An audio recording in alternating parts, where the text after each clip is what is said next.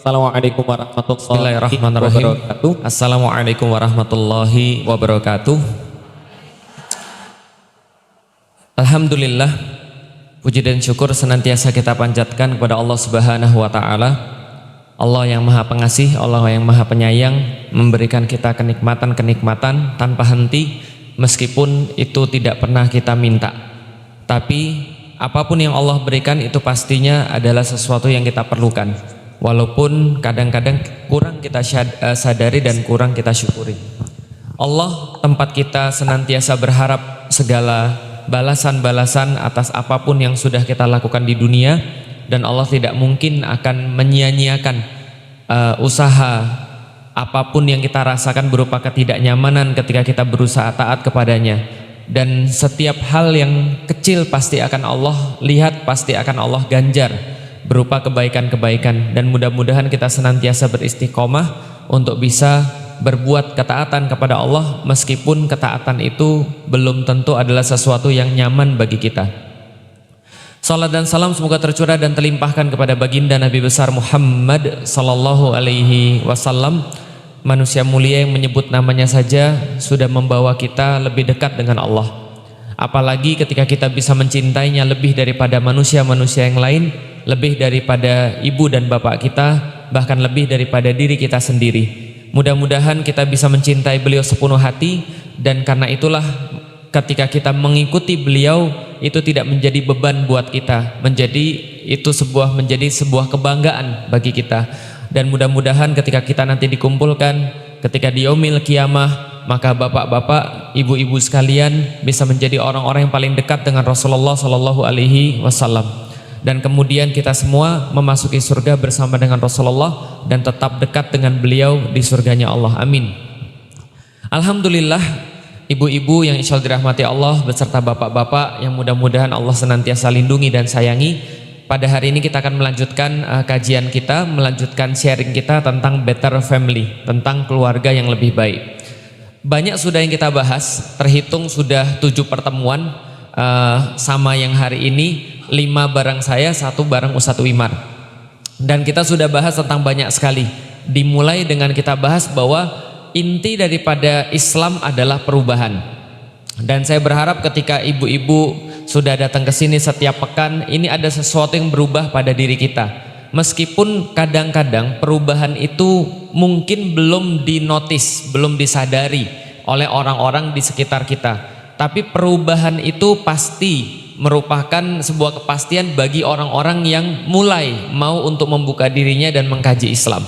Kita bahas tentang perubahan, kita sudah bahas di dalam Al-Quran bahwa Allah membimbing perubahan tersebut. Dengan cara apa? Dengan cara melakukan perubahan-perubahan yang tidak kelihatan pada diri kita. Kalau kita melakukan perubahan-perubahan yang tidak kelihatan pada diri kita, pasti nanti akan ada perubahan yang kelihatan. Itu adalah rumus di dalam Islam. 2 pertemuan yang lalu kita bahas bagaimana cara melakukan perubahan yang gak kelihatan itu. Beberapa di antaranya adalah memahami sejarah, referensi di masa lalu. Dan kemarin kita bahas tentang meyakini sesuatu di masa depan, yaitu adalah visi, gitu ya. Baru kemarin kita bahas, sekarang rame di dunia sosial media tentang orang yang nggak mau punya anak, kan gitu ya, supaya dia masih terlihat awet muda. Pantesan aja ibu-ibu di depan saya ini kelihatan tua ya, karena anaknya banyak. Tapi ibu-ibu dan bapak-bapak sekalian, perlu saya sampaikan gini. Jadi memang semua itu tergantung niatan kita. Semua itu tergantung dengan apa yang kita tujukan kepada Allah. Kalau ada orang yang menikah karena cuma untuk awet muda, sebenarnya mendingan dia nggak usah nikah sekalian, karena itu bisa lebih awet muda lagi. Dan sebenarnya semuda-mudanya manusia ya tetap nanti akan tua. Gitu, maksud tua itu adalah bukan pilihan kita, tua itu adalah sebuah kepastian.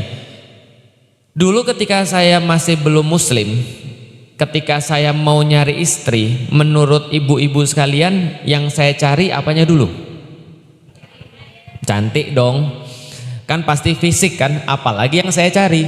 Orang saya nggak ngerti yaumil qiyamah, orang saya nggak ngerti tentang surga dan neraka, orang saya nggak ngerti tentang pengurusan anak dan segala macam, maka pasti saya cari yang cantik, yang saya cari yang benefit bagi saya di dunia. Karena saya nggak tahu benefit bagi saya di akhirat. Kan kita udah bahas kemarin ya. Orang yang mikirin dunia akan cari hal-hal yang menguntungkan dia di dunia. Tapi sebelum saya masuk Islam lagi, selain cantik yang saya pilih apa lagi? Seksi dong, namanya laki-laki. Pasti pengennya yang seksi. Kan itu kan benefit di dunia yang pasti kita dapat. Kan gitu kan ya. Maka kalau saya cari pacar lah yang sesuai dengan keinginan saya. Tapi pertanyaannya, kita nggak usah bicara Islam dulu ya. Kalau seorang yang bukan muslim, dia cari pacar, pasti cari pacar yang playful, pasti cari pacar yang cantik, cari pacar yang seksi. Tapi begitu dia mau serius untuk nikah, kira-kira indikasinya berubah atau tidak? Tergantung. Kalau dia mikirin anak, maka dia nggak hanya nyari yang playful, tapi dia nyari yang keibuan. Makanya kalau kita nggak bicara tentang Islam pun, begitu seorang laki-laki milih seorang istri, dia akan cari yang keibuan, bukan yang main-main. Paham nggak sih maksudnya? Bukan yang pintar dandan, tapi dia akan cari yang keibuan. Karena ketika dia pacaran pengennya yang happy-happy, ketika dia nikah pengennya yang keibuan. Itu bukan muslim. Artinya pandangannya, visinya cuma sampai apa? Cuma sampai di dunia aja. Nanti kalau punya anak pantas nggak kalau kayak begini yang jadi istri saya? Kerjaannya tiap hari pergi kemana-mana, kerjaannya tiap hari ngecekin HP, cari produk-produk terbaru yang diskon, check out terus tiap hari, gitu kan ya. Tiap hari ada paket datang ke rumah. Kalau kayak gini kira-kira cocok nggak jadi ibu daripada anak-anak saya? Dia mikir, kalau effortnya lebih banyak kepada urusan-urusan lain bukan pada diri sendiri, pantas nggak disuruh masak GoFood aja, gitu kan ya. Nah ini pantas nggak kira-kira jadi ibu daripada anak-anak saya? Seorang laki-laki mikir gitu. Itu pun kita belum bahas Islam loh, kita cuma bahas ketika di dunia saja. Ketika saya masuk Islam, pikiran itu berubah. Pikiran itu menjadi, yang saya pikirkan adalah pertama, dia bisa taat sama Allah atau tidak. Kenapa? Karena kalau dia tidak taat sama Allah, ini nanti akan bawa masalah bagi saya, dan masalah bagi anak saya, dan masalah bagi akhirat saya. Bisa dipahami Bapak Ibu sekalian. Maka ketika ibu saya bilang, "Lik, kenapa kamu pilih calonnya yang kerudungan?" Saya tunjukin baru fotonya doang. "Kenapa kamu pilih calon yang kerudungan? Sudah gitu orang Jawa lagi, sudah gitu dia muslim lagi. Kan mami kan sudah kasih tahu, mami pengennya nggak yang kayak gitu, minimal nggak kerudungan lah." Emang kenapa Mi? Kerudungan tuh kemarin mami lihat supermarket maling. Kerudungan tuh fanatik Lik. Kita tuh jangan sama orang yang fanatik Lik. Gak usah ditunjuk-tunjukin kalau dia tuh baik. Udah baik kan sama Tuhannya aja, gak usah ditunjukin keluar. Itu pandangan ibu saya. Paham sampai di sini? Saya jawab sama ibu saya, "Mi, kalau orang tuh nggak kerudungan, cewek nggak kerudungan, mohon maaf ya bagi teman-teman yang masih dalam proses. Saya cuma nyeritain ketika saya nyari istri, tentu saya nyari istri yang nggak usah saya ajarin lagi." Gitu maksudnya. Saya udah mau lari gitu maksudnya. Saya perlu orang yang nemenin saya, bukan orang yang saya ajarin lagi. Saya bilang, "Mi, kalau orang ini nggak kerudungan, berarti dia itu tidak taat pada Tuhannya. Karena bukan Felix yang nyuruh dia kerudung, bukan Felix yang minta dia kerudungan, yang minta dia kerudungan Tuhan dia. Lah kalau Tuhan dia yang sudah ngasih dia makan dari dia kecil sampai dia dewasa, yang ngasih dia kehidupan dari dia kecil sampai dewasa, ngasih dia semua yang dia nikmati dari dia kecil sampai dengan dewasa, mulutnya masih bisa normal, matanya bisa ngelihat, kupingnya bisa mendengar, badannya normal, segala macam itu semua yang kasih Tuhan dia. Kalau sama Tuhan dia yang ngasih semuanya aja, dia nggak mau taat dengan pakai kerudung, apa yang jamin dia bisa taat sama Felix?"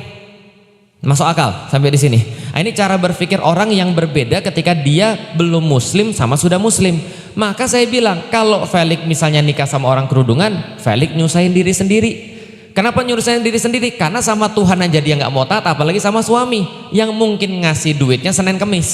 Paham Ibu sekalian? Yang mungkin ngasih duitnya nggak cukup, yang mungkin nyebelin, namanya juga masih manusia. Lah gimana dia bisa kemudian untuk bisa membuat satu rumah tangga yang baik? Paham kira-kira saya? Orang tergantung liatnya kemana. Kalau dia ngelihatnya sampai cuma pacaran, dia akan cari pacar yang playful.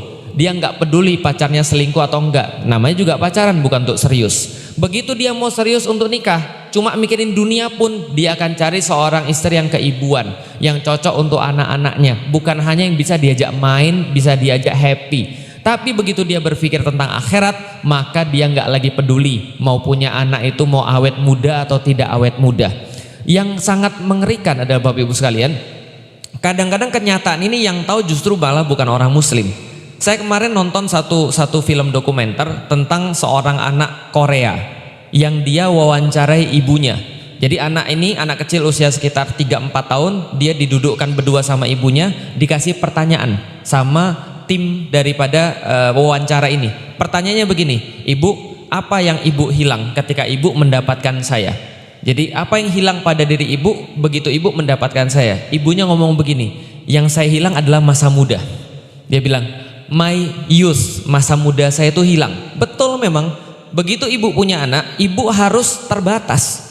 Ibu nggak bisa lagi jalan-jalan ketemu dengan orang, ibu nggak bisa lagi ngambil studi S1, S2, S3, ibu nggak bisa lagi kemudian belanja seenak ketika masih belum punya anak. Ibu kemudian ya segala macam lah, terbatas segala-galanya. Punya duit mulai mikir ini untuk beli susunya, ini untuk beli popoknya, ini nanti untuk dia sekolah, padahal umurnya masih 2 bulan kan itu kan ya.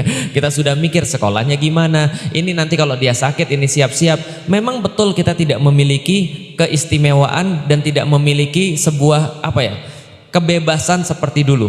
Jadi ibunya jawab, ini orang Korea nih, bukan orang muslim. Yang hilang adalah masa muda saya. Terus kemudian anaknya tuh agak sedikit sedih gitu ketika ibunya bilang gitu, wah berarti ibu saya sudah mengorbankan masa muda saya, kayak yang kemarin saya cerita. Terus kemudian anaknya berusaha bilang, enggak kok ibu masih cantik, ibu bagi saya cantik kok, ibu masih kayak muda. Dia berusaha menghibur ibunya. Terus dia nanya lagi pertanyaannya di situ, nanyanya begini, "Ibu, kalau ibu mengorbankan masa muda, yang ibu dapat daripada saya itu apa?" Jadi maksudnya trade off. Kita tuh kan makhluk transaksional ya. Transaksional tuh nggak apa-apa asal yang ditransaksikan tuh baik. Yang nggak boleh transaksional kalau buruk, itu nggak boleh. Nah maka ditanya trade off-nya apa, transaksinya apa? Kan ibu kehilangan masa muda. Nah berarti kalau ibu masih mau saya, berarti ibu dapat sesuatu dong. Maka dia nanya, ibu dapat apa? Ini jawaban ibunya orang Korea, bukan orang muslim. Dia bilang apa? Dia bilang kebahagiaan yang nggak bisa saya gambarkan. Jadi kebahagiaan yang nggak bisa saya gambarkan. Ini orang bicara akhirat nggak sih? Enggak. Ini orang bicara cuma dunia.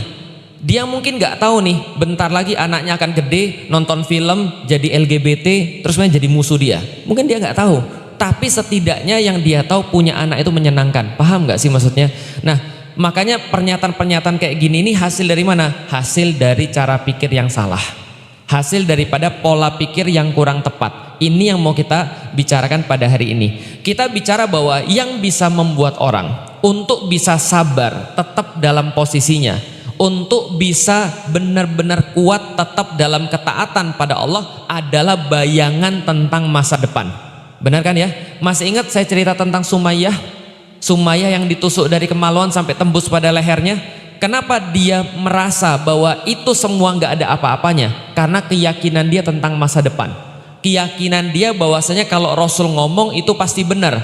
Maka yang dia pikirkan sudah surga aja terus. Kalau orang sudah mikirin surga, fokus benar pada surga, yang lainnya nggak bakal terasa. Saya sudah ngasih tahu kan ya, kalau Anda fokus benar-benar fokus, itu yang lain nggak akan kerasa. Kalau masih kerasa berarti belum fokus, berarti belum benar-benar yakin dengan masa depan. Fokus itu penting karena fokus itu adalah kekuatan. Maka ketika kita melihat pada diri kita, kita mau fokus pada masa depan atau fokusnya pada apapun yang menghalangi kita. Ini kan pilihan kita Bapak Ibu sekalian. Contoh misalnya, pernah punya anak main bola, pulang-pulang kakinya sakit. Pernah, ternyata udah kena beling misalnya, atau kena batu sampai berdarah misalnya, pernah. Kita nanya sama anak kita, "Mbok ya kamu tuh berhenti main ketika lagi luka." Dia bilang, "Saya nggak terasa. Saya baru taunya ketika selesai main." Betul nggak sih? Kita juga sama, kalau kita lagi asik, kita nggak akan kerasa apapun yang menjadi hambatan-hambatan karena kita fokus pada masa depan. Sumayyah fokus pada masa depan. Contoh lagi misalnya, bentar lagi bulan Ramadan. Saya selalu cerita, apa yang membedakan bulan Ramadan dengan bulan-bulan yang lain? Gampang bedanya. Bedanya adalah bulan-bulan yang lain kalau kita telat sarapan jam 10 itu perut kita teriak. Minta makan dia. Setengah 11 itu udah hampir mati kayaknya kalau nggak makan. Tapi kalau Ramadan insya Allah sampai jam 6 kita bisa untuk tidak makan. Kenapa? Fokus. Makanya di dalam Al-Quran itu Allah sampaikan Ramadan itu tidak saum yang dikaitkan di awal. Tapi yang dikaitkan di awal adalah Al-Quran. Syahrul Ramadan alladzi unzila fihil Quran huda linnas wa bainatim minal huda wal furqan. Allah menyampaikan, wahai orang-orang muslim, orang-orang yang beriman, Ramadan kami kasih ke kamu, dan Ramadan adalah bulan Al-Quran. Setelah jelasin dengan Al-Quran, baru Allah jelasin tentang saum. Maka kita tuh tergantung fokus kita, yang kita harapin apa. Begitu ibu-ibu masuk Ramadan dan Ramadan sama dengan bulan puasa, pasti ibu-ibu mikir puasa lagi, puasa lagi. Kayaknya baru kemarin Ramadan cepet amat. Lah kenapa? Karena fokusnya pada puasa.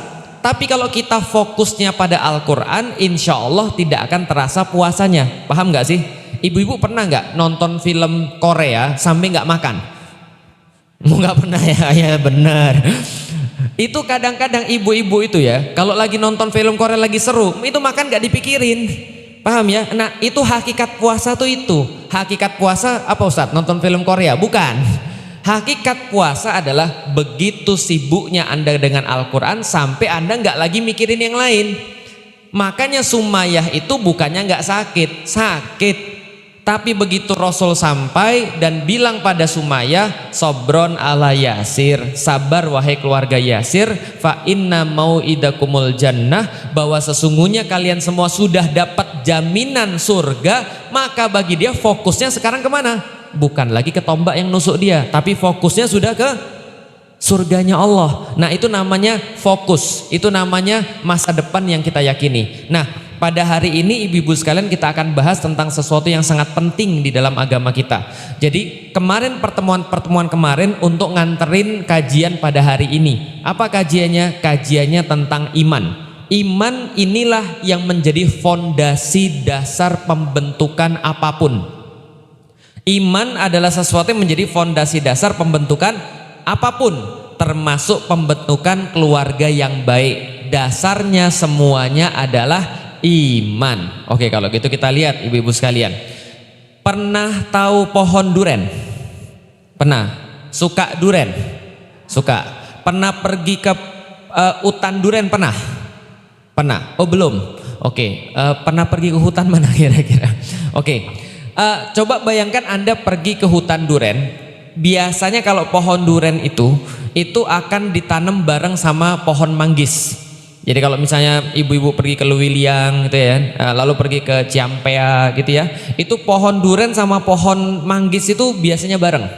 Kok tahu Ustadz? Iya karena saya kan penelitiannya manggis. Nah pohon duren sama pohon manggis itu biasanya bareng. Biasanya barengan juga itu pohon itu loh, apa namanya, yang makan asam urat tuh apa ya? Melinjo. Nah, itu juga bareng dengan pohon melinjo. Selain bareng dengan pohon melinjo, biasanya juga ada banyak sekali semak belukar di situ. Ada putri malu, ada semak belukar yang duri-durinya tajam-tajam. Paham kira-kira maksud saya? Oke.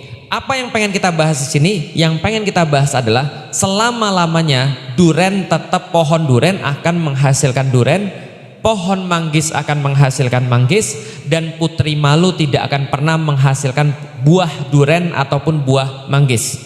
Sederhana sekali. Apa maksudnya? Maksudnya itu gini, coba lihat ya. Pohon itu numbuh di tanah yang sama.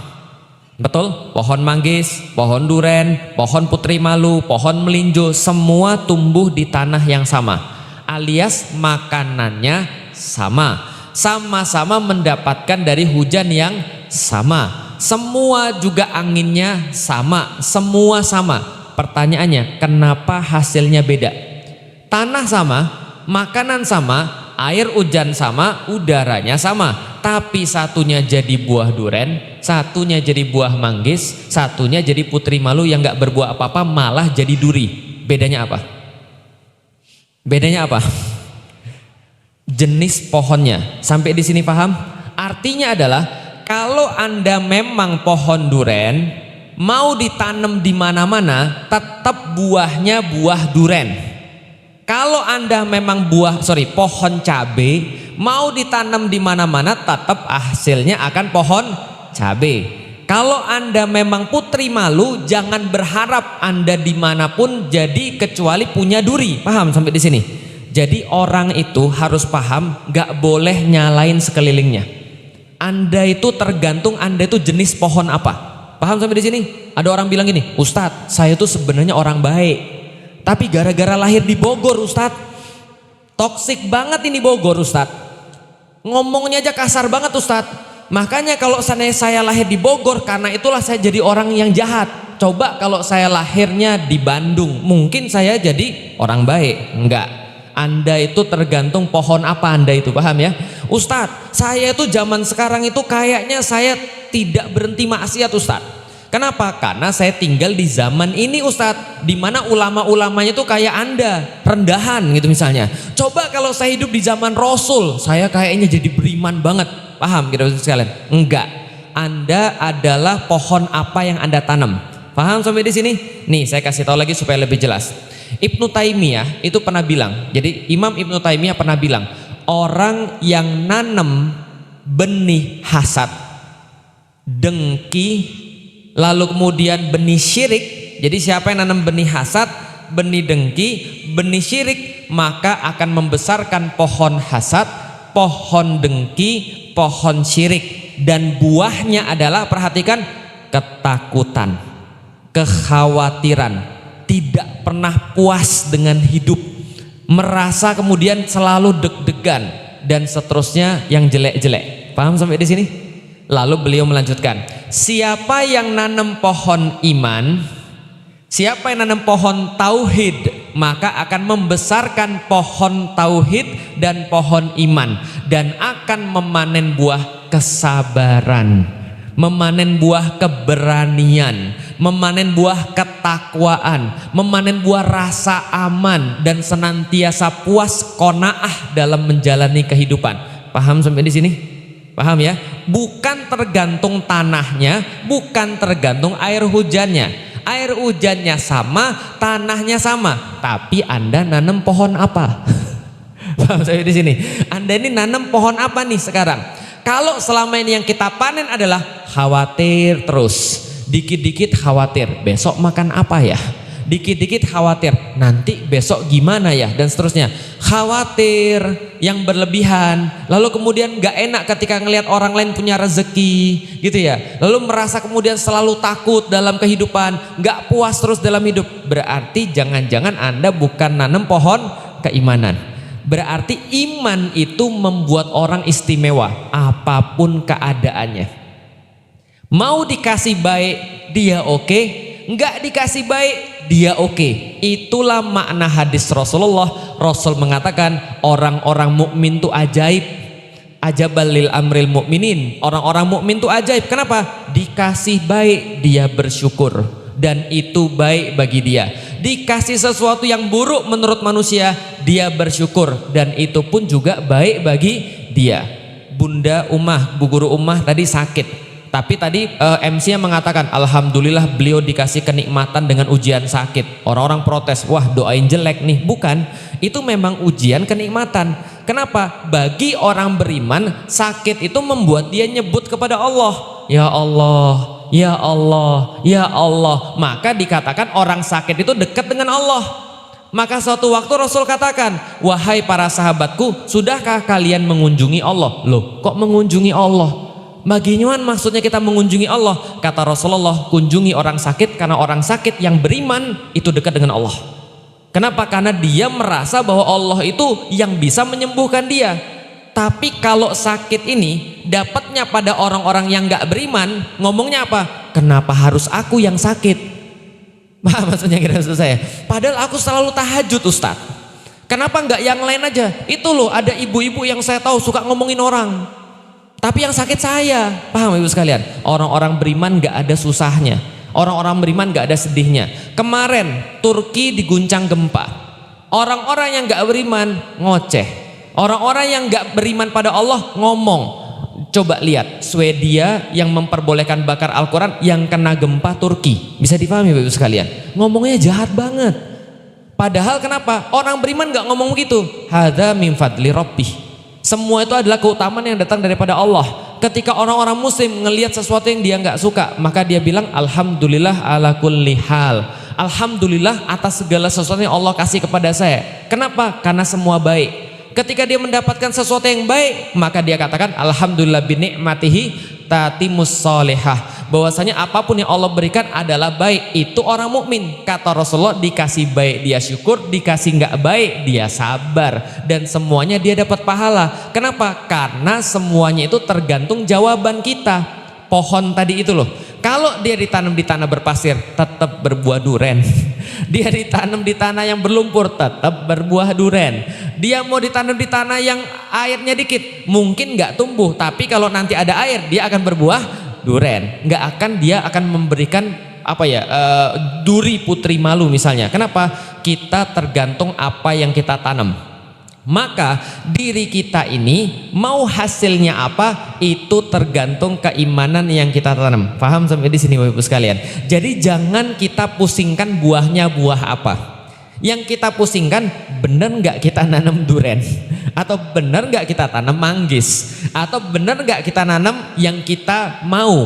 Jangan-jangan selama ini kita merasa kita nanam iman, padahal yang kita tanam yang lain.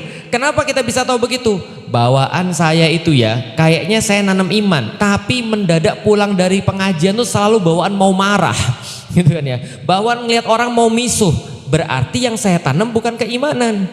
Paham ya? Maka saya selalu bilang pada jamaah-jamaah saya bilang begini, ibu, kalau seandainya ibu pergi pengajian, harusnya ibu memberikan perubahan. Harusnya tutur katanya makin baik, harusnya melihat sesuatu walaupun kita nggak suka kita lebih sabar, harusnya kita lebih terikat pada Allah, lebih banyak nyebut Allah. Itu hasil pengajian yang benar. Tapi pulang dari pengajian, tiba-tiba ibu ngelihat orang, ibu cari kesalahannya, tiba-tiba ngelihat sesuatu ibu merasa nggak suka, selalu marah-marah, tinggalin kajian saya. Berarti saya nggak cocok untuk ngisi kajian. Bisa difahami sampai dengan sekarang Bapak Ibu sekalian. Iman itu yang membuat kita berubah. Makanya Rasulullah Shallallahu Alaihi Wasallam ketika berbicara tentang manusia, yang Rasul sampaikan adalah pertama imannya dulu harus dimantapkan. Setelah imannya dimantapkan, barulah hal-hal perkara yang lain. Contoh kita tes, ada orang yang berbicara bahwasanya nggak usah punya anak. Inilah kenapa saya milih nggak punya anak. Kenapa? Kalau punya anak itu nanti cepat tua. Perkataan kayak gini, kira-kira menurut Bapak Ibu sekalian, ini muncul dari hasil keimanan atau bukan? Hasil keimanan atau bukan? Kita tidak bilang dia nggak beriman. Nggak boleh kita bilang orang nggak beriman. Yang kita bilang namanya ada athar minal iman. Ada apa namanya? Athar minal iman, efek daripada keimanan. Setiap orang yang beriman bisa jadi perbuatannya itu hasil daripada keimanannya, bisa jadi bukan. Belum tentu dia tidak beriman. Paham sampai di sini? Contoh, Felix Xiao pernah bermaksiat nggak? Pernah. Berarti ketika saya bermaksiat, itu berarti iman saya tidak ngefek pada perbuatan saya. Gitu ya. Nah, perkataan tadi itu efek iman atau bukan efek iman? Bukan. Kalau efek iman harusnya gimana? Gak apa-apa saya jadi tua, yang penting anak saya berbakti. Betul nggak? Karena justru ketika kita mau punya anak nggak punya tetap tua. Ketika kita punya anak dan tua dan ada yang ngurusin, ada yang ngirim kita pahala, jadi sesuatu yang baik. Contoh lagi misalnya, ada orang ngutang dan ngutangnya itu bukan hanya nggak bayar, tapi ketika ditagih lebih galak daripada yang ngasih utang. Ada kenal orang-orang kayak gini?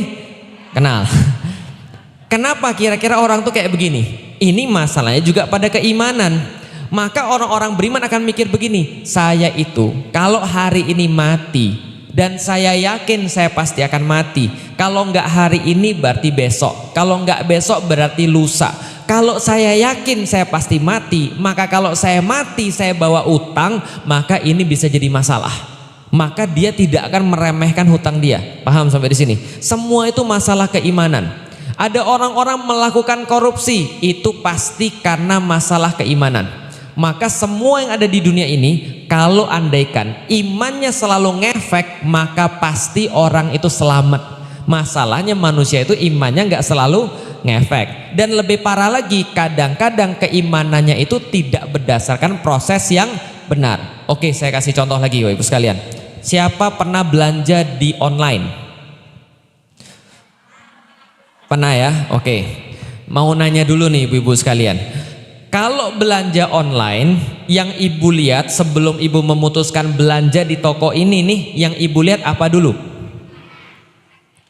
Apa? Rating. Oke. Ratingnya berapa? Ini toko bintang berapa? Setelah lihat rating, apa lagi yang ibu lihat? Apa Pak? Kuantitasnya. Jualannya sudah jualan berapa? Kenapa? Kalau sudah jualan 13.000 berarti ini toko lebih terpercaya daripada yang jual cuma 2 biji. Kan gitu kan ya? Setelah ibu lihat bintangnya, setelah ibu lihat berapa banyak yang beli, ibu lihat apa lagi? Apa lagi? Testimoni, review, betul kan ya? Oh, aku beli produk ini, produknya bagus. Terima kasih seller, ini recommended banget, itu kan ya? Sudah cukup atau ibu mau lihat lagi? Ada lagi yang dilihat, apa lagi yang dilihat lagi? Harganya, itu bukan yang pertama berarti ya. Oke, semua itu apa yang pengen saya sampaikan? Itu namanya proses keimanan. Paham sampai di sini? Itu namanya proses keimanan. Semakin ibu beli barang yang mahal, semakin ibu rewel dengan pembelian ibu. Betul nggak? Kalau barangnya cuma 5.000 ya udah beli aja kali. Barang cuma 5.000, ketipu ya udah cuma keluar 5.000. Kalau harganya 10 juta, ibu mulai bukan lagi hanya ngelihat rating, bukan lagi hanya ngelihat berapa kebelinya, bukan lagi ngelihat reviewnya, tapi ibu lihat tokonya toko apa, ibu buka websitenya, buka YouTube-nya, lihat review produknya dan segala macam. Paham sampai di sini? Semakin mahal ibu semakin akan rewel dalam satu produk. Pertanyaannya, iman itu mahal atau murah? Mahal atau murah? Pertanyaannya, kita nge-review Islam kita ngebeli Islam, kita menjadi orang muslim, yang sudah kita lakukan sebelum kita beli Islam, apakah seperti kita belanja online? Ya enggak sih? Pernah tahu rating Islam tuh berapa? Berapa yang beli Islam? Atau apa review-review orang tentang Islam? Kita mungkin nggak pernah tahu. Kenapa? Karena kita merasa kita cukup jadi orang muslim karena bapak kita Islam. Paham saya di sini? Ini namanya keimanan yang punya problem. Kenapa? Karena keimanan model begini, keimanannya akan lemah. Kenapa? Karena keimanannya tidak bisa dijawab. Kenapa kita jadi seorang muslim? Saya berbeda. Saya lahir bukan orang muslim. Bahkan saya bukan hanya lahir bukan orang muslim, saya dibesarkan untuk ngelihat kejelekan Islam. Saya dibesarkan ngelihat buruk-buruknya Islam, dan saya nggak tahu sama sekali tentang baik-baiknya Islam. Bisa dipahami teman-teman sekalian? Apa yang saya lihat? Islam itu jorok. Islam itu kalau janji nggak ditepati. Islam itu miskin. Islam itu minta-minta. Pergi ke jalan diblok. Ada gentong di tengah, ada orang kiri kanan ngambilin uang pembangunan masjid. Dalam pikiran saya, miskin banget ya orang Islam ya. Beribadah aja harus minta-minta, ngemis. Paham Bapak Ibu sekalian? Itu yang saya lihat dengan Islam ketika saya dewasa. Alias kalau itu toko ratingnya negatif. Tapi begitu saya gede, saya bertanya dong, hidup saya untuk apa? Saya bertanya dong, saya punya masalah, saya nyelesainya dengan cara seperti apa? Maka saya mulai mereview apa agama saya ini benar atau tidak. Bisa dipahami Ibu sekalian? Ketika saya nge-review agama saya benar atau tidak, baru saya merasa tidak percaya dengan agama saya. Setelah saya merasa tidak percaya dengan agama saya cari kalau gitu agama apa yang benar dan sesuai dengan akal saya. Setelah itu saya baru dapat Islam. Maka ketika ada orang nanya pada saya, Felix masuk Islam kapan? 2002. Pertanyaan berikutnya, kenapa Felix masuk Islam? Saya harus bisa tanggung jawab. Saya harus dijelasin pada dia kenapa saya milih Islam. Besok berarti kalau ada orang-orang nanya pada ibu-ibu sekalian, ibu-ibu harus bisa jawab. Sebagaimana ibu-ibu bisa jawab, kenapa ibu beli di seller yang ini bukan seller yang itu? Paham sampai di sini? Oh, seller yang ini cuma terjualnya 3 biji, kemungkinannya nipu. Oh, seller yang ini tokonya udah mati 5 minggu yang lalu. Oh, seller yang ini bagus karena orang udah banyak beli sama dia. Review-reviewnya meyakinkan Ustadz, ratingnya 4,5 Ustadz dan segala macam. Betul kan? Nah, ke Islam harusnya ibu-ibu bisa seperti itu. Mau kita cek? Mau kita cek? Oke. Kenapa ibu muslim? Mendadak diam ini. Kenapa ibu-ibu muslim? Karena Islam adalah agama yang paling benar. Oke, bagus. Kata siapa? Kata siapa? Tanggung jawab loh. Kata siapa Islam agama yang paling benar? Kata Allah di dalam Al-Quran. Ayat mana yang bilang begitu? Ayo loh. Ayo loh, tanggung jawab. Kan saya udah bilang harus tanggung jawab. Ayat mana yang bilang begitu? Innad dina indallahil Islam. Sesungguhnya agama yang paling benar adalah agama Islam. Kata siapa? Allah. Di mana? Kenapa percaya dengan Al-Quran? Karena pedoman hidup kita. Kata siapa Al-Quran pedoman hidup? Kata Allah. Di mana? Di dalam Al-Quran. Balik lagi, kenapa percaya Al-Quran? Karena Al-Quran itu firman Allah. Kata siapa? Allah. Di mana? Di Al-Quran. Oke, sebentar ya. Pause dulu, pause. Saya pengen jelasin. Ada dua orang ngobrolin tentang Felix. Ada dua orang ngobrolin tentang Felix. Orang pertama bilang, menurutmu Felix itu orangnya gimana? Orang kedua bilang, orangnya baik banget. Orang yang pertama lagi bilang, kok kamu tahu kalau dia orang baik? Dijawab lagi, karena dia tuh orangnya memang jujur dan dia bilang bahwa dia tuh orang baik. Paham ibu sekalian? Terus satunya bilang lagi, kok kamu percaya sama dia? Karena dia tuh orang baik. Kok kamu tahu dia baik? Kan dia orangnya jujur. Kok kamu tahu dia orang jujur? Kan dia orang baik. Paham maksudnya? Ini kira-kira ini aneh atau enggak aneh? Jawaban ibu-ibu sama atau enggak dengan yang tadi? Sama, oke.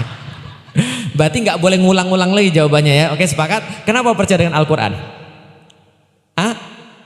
Karena ilmu. Apa-apa? Quran itu adalah kitab Allah. Kata siapa? Allah. Di mana? Di dalam Al-Quran. Karena Al-Quran itu tidak ada keraguan di dalamnya. Kata siapa? Allah. Di mana? Oke, bermasalah nih. Kira-kira kalau kita jelasin ke orang lain, mereka bilang apa? Orang-orang ateis bilang, itulah orang muslim. Karena mereka nggak bisa mikir mereka masuk Islam. Paham sampai di sini Bapak Ibu sekalian? Oke, ini jawaban yang bermasalah. Sekarang kita balik lagi. Bapak Ibu tahu negeri bebek tahu? Negeri bebek tahu? Tahu bebek tahu? Kalau bebek jalan tahu? Kalau bebek di depannya sudah jalan begitu, belakangnya ikut-ikutan semuanya tuh. Ketika bebek yang paling belakang ditanya, kenapa kamu jalannya lewat sini? Dia bilang, tanya sama yang depan. Depan jalannya ke situ. Karena itu saya jalan ke situ. Yang depannya tanya sama depannya lagi, jawabannya kira-kira gimana? Karena yang di depan jalannya ke situ. Namanya negeri bebek. Negeri bebek ini katanya 90% muslim. Katanya 90% muslim. Kalau ditanya Tuhannya siapa? Jawabannya Allah. Kalau ditanya Rasulnya siapa? Jawabannya Muhammad. Tapi mereka benar-benar yakin gak dengan Allah dan Rasulnya bahwa Allah itu adalah Tuhannya, Rasulnya adalah Muhammad? Mereka yakin gak? Yakin, benar? Oke, coba kita ambil kasus. Pernah lihat hari Jumat? Pernah hari Jumat jam 12 pernah lihat? Angkot-angkot itu masih berkeliaran atau enggak? Masih. Yang nyetir cowok atau cewek? Cowok. Harusnya cowok muslim ngapain ketika hari Jumat? Kenapa mereka gak sholat Jumat? Pernah nanya gak sama tukang angkot? Pernah nanya nggak sama tukang angkot? Pernah. Dia bilang apa? Ngejar setoran. Ngejar setoran bu, namanya juga nyari nafkah. Nanti kalau saya nggak ngejar setoran bu, saya nggak ada yang bisa dibawa ke rumah. Oke, kita bedah. Ini penting sekali supaya kita tahu tentang iman itu bentuknya seperti apa. Kita nanya pada tukang angkot, dia bilang ngejar setoran. Pertanyaan berikutnya, berapa uang yang bisa didapat? 1 jam lah ninggalin sholat Jumat dari jam 11:30 sampai 11:30, sejam narik angkot. Berapa kira-kira? Berapa Pak? Ada yang tukang angkot di sini? Ada nggak? Berapa kira-kira berapa? 100.000 sepakat? 10.000 kayaknya lebih deh. 100.000 sepakat? Berarti dia ninggalin sholat Jumat demi 100.000. Artinya, coba dalami pemikiran saya. Dia ditanya, Tuhannya siapa Mang? Allah. Rasulnya siapa? Muhammad sallallahu alaihi wasallam. Bahkan di mobilnya tuh ada itu loh, gantungan Allah dan Rasul itu loh. Nah, dia ditanya Tuhannya siapa? Jawabnya Allah. Rasulnya siapa? Jawabnya Muhammad. Tapi ketika dia disuruh milih 100.000 atau perintah Allah dan Rasulnya, yang dipilih Allah Rasul atau 100.000? Perhatikan baik-baik, berarti keyakinan dia tentang Allah dan Rasulnya bisa diganti dengan duit berapa? Berarti iman dia harganya berapa? Paham sampai di sini? Paham? Nah, berarti Anda itu keimanannya harganya berapa tergantung keyakinan Anda. Paham sampai di sini? Dan keyakinan orang itu masing-masing ada harganya. Contoh, Felix Xiao pernah di Jakarta masuk jalur busway. Ya saya tahu saya salah. Masuk jalur busway. Kebetulan ketahuan sama Pak polisi.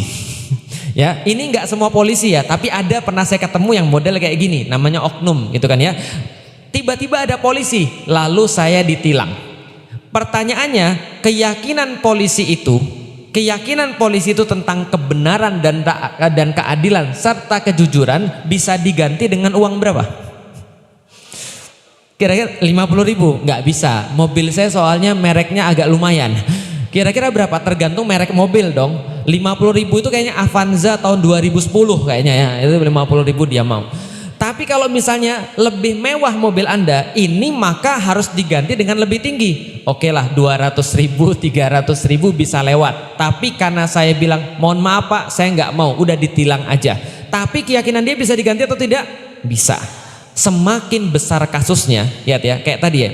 Tadi kalau belanja online, semakin besar belanjanya kita semakin akan nyari keyakinan. Sama, semakin besar kasusnya, maka keyakinan harus dibayar lebih mahal.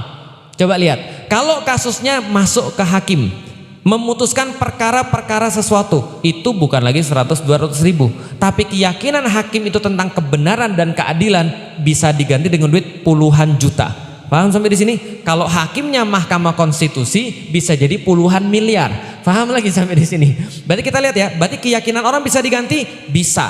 Kalau keyakinannya belum sampai 100%. Keyakinan 100% itu namanya akidah. Ulangi, keyakinan 100% namanya apa itu keyakinan 100%? Tidak tersisa lagi satupun keraguan di dalamnya. Enggak ada sisa keraguan, bulat 100%. Itu namanya akidah. Tapi kalau masih bisa digoyang sama orang, itu bukan namanya akidah. Oke, berarti kalau penduduk di negeri bebek tadi, kira-kira mereka itu yakin 100% atau tidak bahwa Allah itu Tuhan? Enggak. Kalau orang yakin 100% nanti beda jawabannya. Oke, kalau gitu kita lihat. Masuk ke contoh lagi. Coba kita lihat teman sekalian. Apa hasil keyakinan dengan orang yang enggak yakin? Saya sudah pernah ambil contoh, tapi saya ambil contoh lagi. Bapak ibu pergi ke dokter, pengen menyembuhkan sakitnya bapak dan ibu sekalian. Ketika kita pergi ke dokter, maka kita akan nyari iman kepada dokter, dalam tanda kutip. Dalam tanda kutip iman kepada dokter. Bisa difahami? Coba, oke kita ambil contoh. Ibu dan bapak datang ke tempat ruangan dokter. Sakitnya apa? Nggak tahu, tapi dada kiri saya tuh merasa sakit banget. Dan rasanya kayak ditusuk-tusuk jarum. Saya menduga kayaknya sakit jantung. Karena bapak saya sudah pernah meninggal karena sakit jantung. Dan kakek saya juga meninggal karena sakit jantung. Kemungkinan ini bawaan ibu khawatir bahwasanya ibu sakit jantung. Pergilah ke dokter jantung. Sampai depan dokternya, depannya sepi. Kemudian meja pendaftarannya dari kayu, sudah ada rayapnya. Lalu kemudian ketika ibu duduk agak deg-degan dikit, lewat kecoa gitu kan ya. Tiba-tiba dari sebelah kanan lewat tikus. Kira-kira perasaannya gimana sekarang? Masih mau masuk? Oh, tapi kayaknya ini benar. Ini enggak salah dokter jantung. Iya benar dokter jantung ya. Terus masuk. Dokter bilang pegawainya bilang, "Silakan masuk Ibu, pasien berikutnya." Ibu masuk. Kemudian yang ibu lihat, dokternya belum masuk tapi ruangannya agak bau. Ruangannya agak bau pesing. Terus kemudian ibu lihat lagi, ini semua di mana-mana kayaknya nggak dibersihin, debunya tebel, nggak pernah dibersihin. Dokternya keluar pakai baju kutang. Lalu kemudian dia bilang, "Ibu sakitnya di mana ibu?" Kira-kira ibu mau ngapain? Jadi berobat atau enggak nih? Kenapa ibu nggak jadi berobat? Masalahnya adalah ibu dari tadi nyari keimanan kepada dokter, tapi ibu nggak ketemu. Yang ibu ketemu justru keraguan, bukan keimanan. Paham? Oke, kita balik. Ibu datang ke ruangan dokter jantung. Belum sampai ke dalam ruangan, di atasnya sudah ada TV tulisannya, "Selamat datang. Anda insya Allah akan menjadi pasien ke 1.520 yang disembuhkan." Wah, berarti sudah ada berapa orang yang sembuh? 1.519. yang sudah sembuh. Ibu akan menjadi 1.520.000 yang disembuhkan. Wah, ini meyakinkan ini. Tempatnya bagus. Terus ada foto-foto orang yang hampir mati terus sembuh sebelum dan sesudah itu kan ya. Meyakinkan banget nih. Kemudian gak berapa lama ada banyak orang ngantri di situ. Gak berapa lama silakan ibu pasien berikutnya. Yang keluar ada suster pakai kerudung, rapi, bajunya warna putih, bawa buku catatan. Ibu masuk, bau khas rumah sakit, paham ya, bersih, lalu kemudian lantainya mengkilat, itu kalau seandainya nyamuk aja hinggap di situ dia kepeleset kayak gitu, bersih banget. Kemudian dokternya klimis, rambutnya rapi, disisir ke samping, pakai kacamata, usia 50 sampai 60-an, dia pakai stetoskop, pakai jas dokternya, di situ ada surat izin praktek, lalu kemudian ada foto dia lagi salaman sama bos-bos besar dan segala macam. Kira-kira terus dia bilang, ibu silahkan ibu naik ke tempat praktek. Ibu mau naik? Mau naik. Kenapa? Karena ibu pengen sembuh. Dan ini orang pasti dokter. Paham sampai di sini? Maka kita itu tergantung dengan keimanan kita. Paham ya? Kalau kita masih merasa apa ya, ragu untuk melakukan sesuatu, berarti kita belum dapat keyakinan kita. Makanya saya sering bilang, umat Islam itu kadang-kadang lebih iman kepada dokter daripada iman kepada Allah. Karena kenapa? Dokter nyuruh apa-apa Anda taati. Dokter bilang, ya ibu naik. Ibu buka mulutnya, ibu buka mulutnya. Ibu mohon maaf ini kayaknya harus kita suntik ya. Ibu juga nggak ada masalah. Kenapa? Karena ibu yakin dengan dokter. Tapi tiba-tiba Allah yang nyuruh ya, tiba-tiba banyak alasan. Ibu mohon maaf ibu berkerudung ya. Kenapa harus kerudungan? Itu kan zaman dulu. Itu kan zaman onta. Berarti Ustadz Kadrun nih. Paham ibu sekalian? Ketika Allah yang nyuruh kita banyak tanya. Ketika Allah yang nyuruh kita banyak alasan. Kita ngomong, kenapa harus Jumatan? Ini ada setoran, gitu kan ya. Kenapa? Karena dia nggak yakin dengan Allah. Dia nggak yakin dengan dokternya. Pasien yang pergi ke tempat dokter, dia nggak yakin dengan dokternya, nggak bakal mau disuruh apa-apa dengan dokternya. Itulah iman, keyakinan. Setiap hari kita tuh senantiasa nyari keyakinan dengan orang yang lain. Kenapa ibu-ibu mau hadir ke sini? Kenapa ibu-ibu mau hadir ke Amultakin? Ada yang dari Liwiliang, ada yang dari Ciampea, ada yang dari mana, ada yang dari Depok, ada yang dari Jakarta. Kenapa ibu-ibu mau hadir di sini? Karena mau ikut pengajian. Kenapa mau ikut pengajian? Karena Ustadz Felix kemarin saya lihat, oh ya ini kayaknya kajiannya bagus. Kan gitu kan ya, ada orang bilang datang aja ke kajian ini, kajiannya bagus. Karena ada promosi dari orang. Karena ibu yakin bahwa saya itu bisa ngasih sesuatu yang baik pada ibu-ibu sekalian. Betul? Tapi kalau yang datang ke sini tadi pakainya pakai kutang gitu kan ya, rambutnya kayak begini gitu kan ya. Lalu kemudian dia sampai di sini celananya celana pendek. Terus dia ngomong tentang Islam, ibu-ibu percaya? Enggak. Kita tuh nyari keyakinan dalam segala sesuatu. Iman adalah keyakinan dengan Allah. Maka orang tadi yang tadi lalu lalang di Jumatan jam 12 itu karena dia nggak yakin.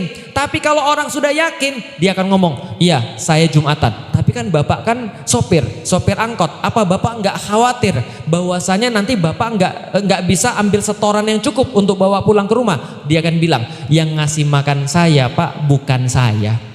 Yang ngasih makan anak saya pak bukan saya juga. Yang ngasih makan saya itu Allah. Tugas saya cuma berusaha sebaik-baiknya. Lah kalau seandainya saya ninggalin sholat Jumat, kemudian saya nyari uang setoran, Allah nggak ridho, maka itu nggak dapat itu duit. Dan kalau Allah nggak ridho, dapat itu duit dan jadi masalah. Paham maksudnya? Artinya yang dia pikirin sekarang bukan lagi setoran, tapi yang dipikirin Allah ridho atau tidak. Melainkan berbeda kalau Allah ridho. Kalau Allah ridho, saya nggak punya uang, Allah kirim orang-orang untuk memperhatikan saya. Kalau Allah ridho, maka Allah akan kasih jalan keluar. Penting dikasih atau penting ridho yang ngasih? Penting dikasih atau ridho yang ngasih? Berapa kali anak-anak ibu minta sesuatu ibu nggak suka? Umi beliin ini Umi, nggak usah itu kan nggak perlu. Umi pokoknya beliin, nggak usah itu nggak perlu. Umi beliin, udah lama-lama udah ambil, ibu nggak ridho. Jadinya gimana biasa anak itu? Biasa kejadian aja, apa jatuh lah, atau hilang lah barangnya, atau membuat jadi sesuatu yang aneh dan seterusnya. Kenapa? Karena ibu nggak ridho. Tapi kalau orang tuh nggak dikasih dan ibu ridho, wah masya Allah. Lihat betapa banyak orang-orang yang hidupnya mudah karena ibunya ridho sama dia. Ridho itu lebih penting daripada dikasih. Makanya para sahabat tuh nggak pernah mentingin apa yang Allah kasih pada dia. Yang penting Allah ridho. Karena kalau orang itu sudah ridho, apapun akan dikasih pada dia.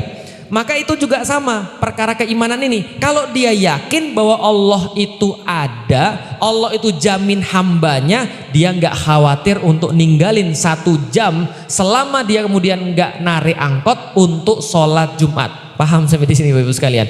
Itu kisah di negeri bebek tadi. Pertanyaannya adalah gimana cara kita bisa dapat keimanan? Itu yang mau kita bahas besok. Jadi untuk sampai saat ini ibu-ibu sudah dapat pentingnya iman. Kita apa yang kita tanam. Kalau kita tanam pohon mangga, akan buahnya buah mangga. Jangan pernah nyalain sekeliling kita. Sekeliling kita tuh nggak pernah salah sama kita. Kita dilahirin sama siapa, nggak pernah salah. Kita dilahirin di mana, nggak pernah salah. Kita dilahirin kapan, nggak pernah salah. Tapi kita yang salah nanam benih, maka hasilnya begitu. Felix Xiao kira-kira Bapak Ibu sekalian, awalnya muslim atau bukan? Bukan. Bapak Ibu saya muslim atau bukan? Bukan. Tapi karena saya nanam pohon keimanan maka jadinya begini. Tapi kalau dia muslim, anak kiai misalnya, taruhlah ya, anak ustadz, tapi yang ditanam bukan pohon keimanan, hasilnya pasti beda. Maka bukan lingkungan Anda yang menentukan Anda jadi siapa, tapi Anda nanam pohon apa, itu yang menjadikan lingkungan Anda jadi berubah. Maka Allah menyampaikan, innallaha la yughayyiru ma biqaumin hatta yughayyiru ma bi anfusihim. Allah tidak akan mengubah keadaan dalam satu kaum sebelum kaum itu mengubah apa yang ada pada diri mereka sendiri. Maksudnya apa? Kita nanam pohon dulu, baru nanti yang lain akan berubah. Nah sekarang pohon apa yang kita tanam dan bagaimana caranya? Pekan depan. Pekan depan atau kapan? Nantilah ya, bukan nanti ditanya. Kapan nanti kita akan lanjutkan bagaimana cara dapat keimanan. Tapi kita sudah dapat trailernya. Cara mendapatkan keimanan persis sama seperti ibu-ibu beli online. Persis sama ketika ibu-ibu nyari dokter, nyari Tuhan juga sama. Kalau kita nyari barang-barang online aja rewel, kalau kita nyari dokter itu aja yang terbaik, masa sih nyari agama kita pas-pasan? Masa sih nyari keimanan kita seada-adanya aja? Kenapa kamu muslim? Bapak gue muslim. Itu seadanya atau nyari betul? Betul. Jangan, kalau seandainya kita belanja aja, kita mau cari yang paling murah, paling bagus, paling cepat, paling segala macam. Harusnya keimanan kita lebih efforts. Nah, effortsnya gimana nanti kita akan bahas. Baik, itu aja, nanti kita akan lanjutkan pada sesi tanya jawab. Tapi sebelumnya Bapak Ibu sekalian, tentunya seperti biasa kita akan mengajak ibu-ibu sekalian yang sudah menyiapkan infak-infak yang terbaik untuk menyiapkan infak terbaiknya. Nanti insya Allah dari panitia akan mengedarkan untuk berinfak, dan mudah-mudahan infak kita ini akan menjadi kebaikan bagi kita di dunia dan di akhirat. Sekali lagi, kalau berinfak niatnya luruskan, jangan minta yang lebih banyak. Wala tamnun tastakthir. Tapi ketika berinfak, seperti yang selalu saya ajarkan pada anak-anak saya, ketika berinfak, pas lagi infak, minta doanya, ya Allah, mudah-mudahan dengan infak ini sebutkan hajatnya. Ya Allah, sembuhkan penyakit saya dengan infak ini. Ya Allah, mudah-mudahan saya jadi lebih istiqomah baca Quran. Ya Allah, mudah-mudahan saya bisa dibangunin pas malam-malam tahajud dan seterusnya. Nah, itu pas infak, itu yang kita doakan. Allah a'lam bishawab. Silahkan nanti setelah itu kita bisa lanjut pada sesi tanya jawab. Ini juga sudah ada beberapa kertas yang sudah disiapin, ada pertanyaan, nanti kita juga akan bahas. Silahkan, ahlan.